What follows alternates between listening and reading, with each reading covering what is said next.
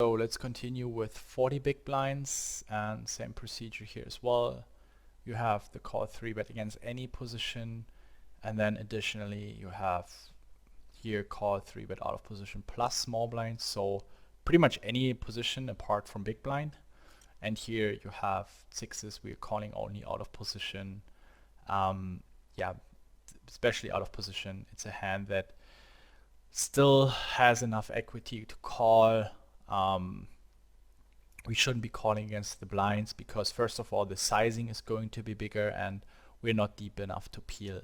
Sevens, however, of course we're not going to set mine. It's still strong enough to continue against the small blind 3-betting range. If you continue, if you consider a small blind versus UTG, which we have here, I mean you can see the suited broadways. We're in position, so we're still flipping against those hands. It's definitely borderline defend, and against a tight opponent, I would consider folding. But yeah, I think it's a standard call from UTG, and we're folding a bunch of hands here, 40%, which makes a lot of sense.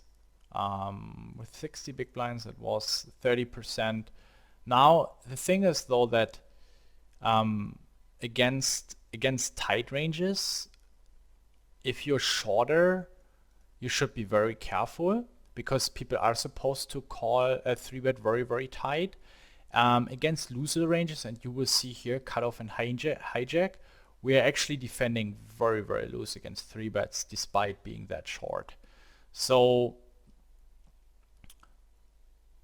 that's the same as you probably have for defending from the big blind against relatively loose ranges, opening ranges.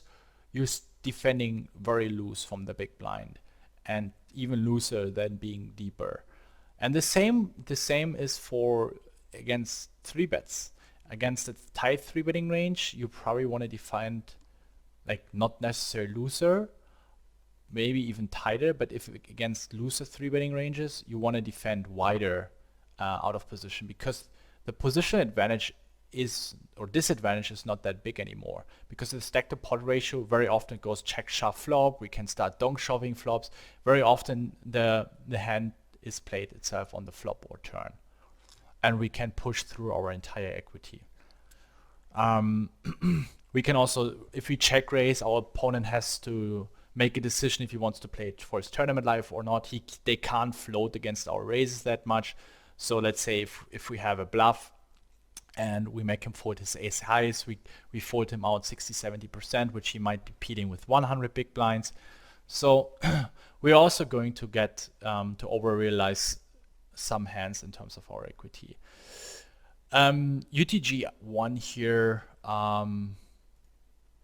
Okay, this is a mistake. This is clearly a mistake. No, this is not a mistake. Yeah, of course, no, that makes sense, sorry. UTG +1, now it's the same spiel with pocket fives. We defend against cutoff and button, queen 9 suited. Against cutoff and button, we call only 50% of the combos of queen 9 suited. And once you call only 50% of the combos, you can be certain that's quite close. So the moment you have the impression that your opponent is very tight, you can just let it go. But it will never be a big punt in theory. It will only be a big punt if you know that your opponent is tight. So this is something where you should be very honest to yourself. Queen 10 suited, we call against MP and button, and pretty much always. Against the other out of position positions, we only call it 50% of the time, right? Otherwise, we always call it 100% out of position. So I might write a note for that as well, so you guys know what I mean. But for me, again, I created those ranges, and of course, I try to make it as simple as possible. And also, my team helps me in trying to make it as simple as possible, and we gather all the ideas how we can make it simple, but still as profound as possible, and not neglecting DVs of certain hands. and then combine certain hands to one hand category, even though they're supposed to be split. But here it's very important that queen 10 suited against the early and middle positions are defend only 50% of the time, and against MP button, then we're going to call 100% of the time. An ace-8 suited is a fold against every position but MP and MP to button. So basically against early positions we fold ace-8 suited. And then additionally, those are the hands we're calling against cutoff and button as well. The same we have for another gun +2. Yeah, and this is key. I think the biggest adjustments you have to make is against big blind. You know, against blinds, against small blind, button, like people still have at least an idea what to 3-bet. Against from big blind, there's so many, it's so random. Some people 3-bet a random queen 4 suited, some people 3-bet these suited connectors, some people 3-bet off suited aces, and some people have a very, very low 3-bet from the big blind. And this is the position where I think you have to make the biggest adjustment. It counts for 40, 60, and 100 big blinds in every single stack size. Here for 40 big blinds, and this is, you will see for MP, for hijack, for UTG +2, that these ace deuce to ace 5 suited in terms of blocker effects and in terms of equity against our opponent's calling range are the best hands to 4-bet jam with. And our opponents don't need to be over bluffing. This is the moment they follow a reasonable 3-bet strategy. Ace deuce to ace 5 suited are very, very profitable to 4-bet jam. And especially when they start over bluffing. If you see, well, they actually 3-bet more than they're supposed to, you should be always jamming 40 bigs, ace deuce, ace 5. This has nothing to do with that's punty or spewy. This is even what theory is advising you to do. So it's only for ace deuce to ace 5 suited.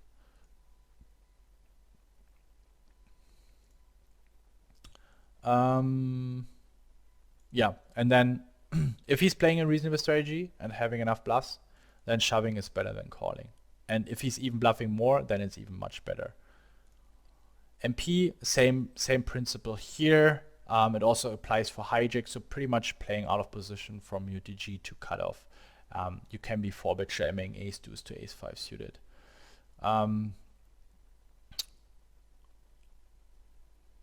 Yeah, and also if villain is 3-betting more than he's supposed to, take a look at the TMC 3-bet frequencies for those spots. His fold to 4-bet is over 55%. You should be 4-bet shoving the pairs displayed above. So here 8, 7, 6s. For hijack it will be 7, 6, 5, 4s. I mean, you can also jam 3s or deuces for sure. Cutoff the same. But let's continue with MP. I think this is called 3-bet for out of position plus small blind. As you can see here, our fold 3-bet is very, very low from MP because now our opponent's bluffing ranges become weaker, and we should be defending a lot with this stack size.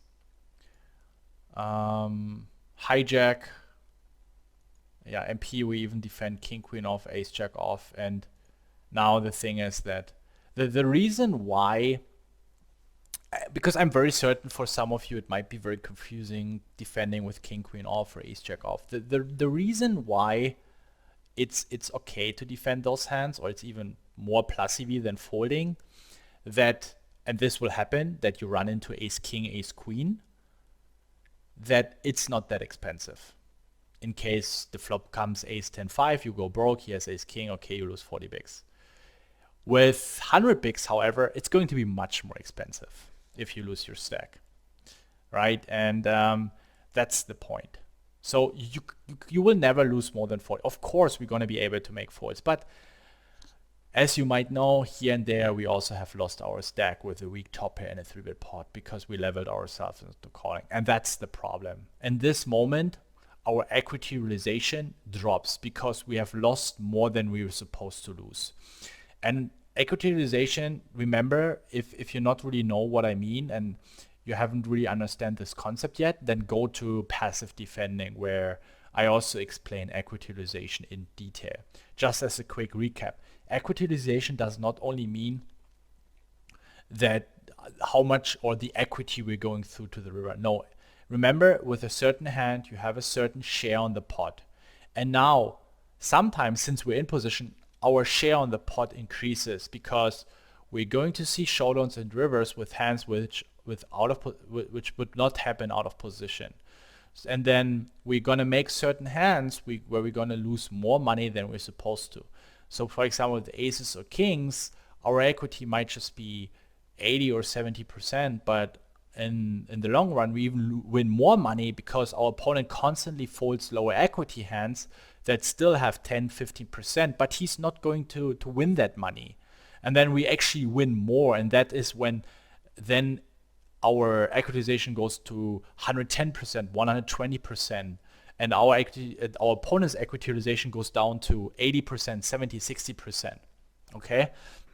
So what does it mean here for those kind of hands with king, queen off, ace, jack off? It's not that expensive when you're wrong. Our opponent still has hands like queen jack suited, king jack suited, or jack 10 suited he's through bluffing with, or king 9 suited. And we still have, we get a decent price, especially when you're out of position. Because he's just 3-betting to 3x.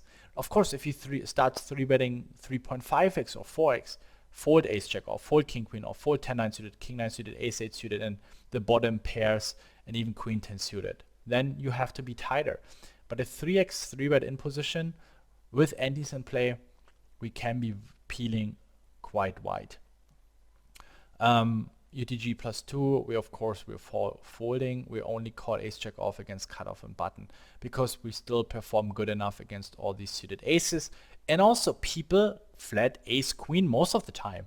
So it's either ace king or those low suited aces, or queen jack suited, jack 10 suited.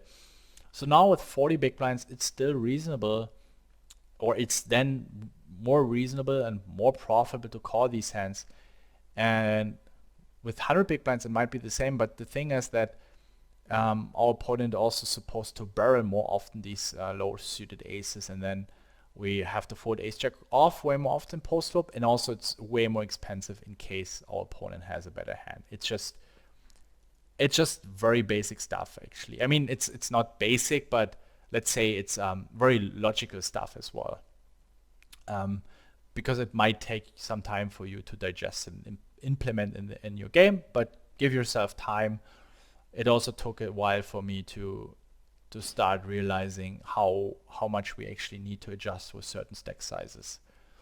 Then we have hijack, and you can see here out of position we even defend 8-6, 8-7, 9-7, king 6-7 suited, because now the positional disadvantage isn't that big anymore, and we fold very little here against 3-bets. Probably against cutoff or against small blind, our fold to 3-bet is higher. So these are only the hands we call out of position. Against small blind or big blind, we would be folding these hands. You can see here called 3-bet out of position plus small blind. Against big blind, we would be folding. So against big blind, our fold to 3-bet is probably around 40%, and against small blind is somewhere around 35%. Cutoff. We're opening around 37% of hands. Button, we're open around 50% of hands. Let's see, 4. And the thing is that since we are supposed to defend much wider, we can also, of course, open raise much wider, right? Don't get me wrong, that the previous ranges were also very solid, and nobody would have been able to exploit you. But I think those ranges will give you a little extra edge and will push your win rates even more. And if you want to be more on the tighter side, I think that's totally fine. If you're like, yeah, Ben, the ranges they might be right, but I think they're a little bit loose for my taste, and I'm afraid I'm going to make a lot of mistakes. Totally fine. Okay, totally fine. then instead of 50%, you open 45%, you fold some of these bottom hands against 3-bets, you're gonna belong to the top 2% in your field pre-flop, I promise. People still have no idea what to 3-bet with, what to defend with. It's only a tiny fraction of the player pool that actually knows what's happening. And with those ranges, if you go tighter, you're not gonna hurt your win rate or anything. You might miss some spots here and there, but I think that's totally fine. So if you wanna be tighter in these spots, then I'm not gonna say anything. I think that's totally reasonable. If you feel comfortable playing post flop, if you're able also to adjust according to your opponents, and it doesn't necessarily mean to read your opponents perfectly and to outplay them. No, to have an idea what are they more on the looser side, more on the tighter side, are they more passive? These tiny adjustments will already help you a lot post flop. And of course pre-flop. So here again, usually we want to be calling a bunch of these pairs, play in position, but against aggressive opponents, I would just be shoving a ton of these pairs. And if I say aggressive, I mean looser than they are supposed to. Yeah, and big blind 3-winning range is supposed to be stronger, so these are the hands we're also calling in small blind. This is our calling range against the big blind. And now we can also see we're actually folding quite a lot against 3-bets, simply because we are in position, and also we face a larger sizing, and the ranges are supposed to be stronger since they're out of position. So, and we're only 40 bigs, and the equity utilization for our opponents out of position isn't that low anymore. So yeah, as you can see, for cutoff, we're even folding less against 3-bets than we do from the button, simply because cutoff versus button is a spot where here we additionally have a few more hands we're defending against a 3-bet, against the wider button 3-way range and the smaller sizing. So the shorter we get, of course, the immediate odds we get are more important, and also then against wider ranges, out of position, we're just supposed to defend wider against 3-bets. Then you probably assume. Small blind strategy here, then we start having limp shoves in our range. As you can see, we now, and this has nothing to do with playing exploitatively. I mean, it's very similar to my previous here race versus tight opponent and race versus good opponent.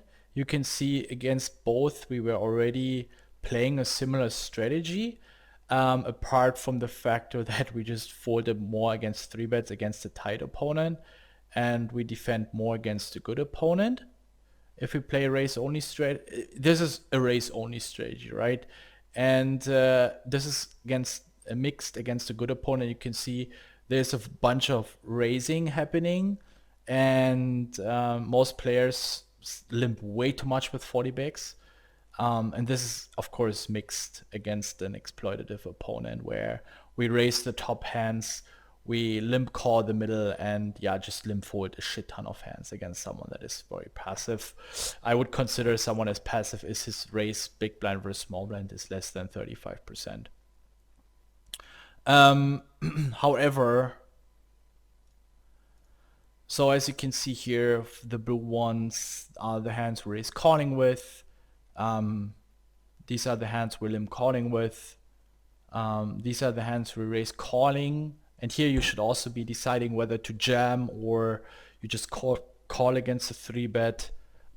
These are the hands we're limp jamming with. What else do we have? Yeah, so here we not really have, in that strategy, we don't really have a limp re-raise strategy. It's either limp jam, or limp call. If you want a limp re-raise, it would be exploitative strategy. And that means that this guy is too aggressive and you limp re-raise as a bluff, or this guy is tight and passive and but you still want to give him the opportunity in case he has this random bluff. You want to induce something. So you want to re-raise with aces, kings, or queens, and he's going to overplay his king 10 suited. Then you should always play straightforward and limp re-raise, induce ace. Or this guy is a big fish. So with your premium hands, try to play as exploitative as possible. If you play against a good opponent, you're about to move high stakes, then this is a strategy you want to be following. And I think one of the biggest misconceptions is way too much limping with 40 bigs. Because in 3-bets we can start shoving a lot. It's not that our opponent can 3-bet a lot. And since we also limp a ton, we're not having too many raises. I mean, you can see we have these raise folds, we have these raise call or jam, and these are the hands we're defending this through. And you can see overall our raising range is quite strong. Of course, we have a few weaker hands because we can easily have them in our range, and they're still in itself raising king 6 off in a vacuum is always going to be profitable. And it is part of a strategy that is well balanced, so you cannot exploit us by bluff 3-betting. And all these hands have enough equity and playability to continue against an any 2 range from the big. So either has to fold preflop, or if he's going to defend wide enough, he's going to have 10-6 off and 9-6 offs and 6-3 suited and king deuce offs and jack 5s offs, jack 5s offs. Against 3x, jack 5 off might be close. But as you can see, there's still a lot of garbage hands, and we still have enough equity plus the preflop aggression to continue post flop.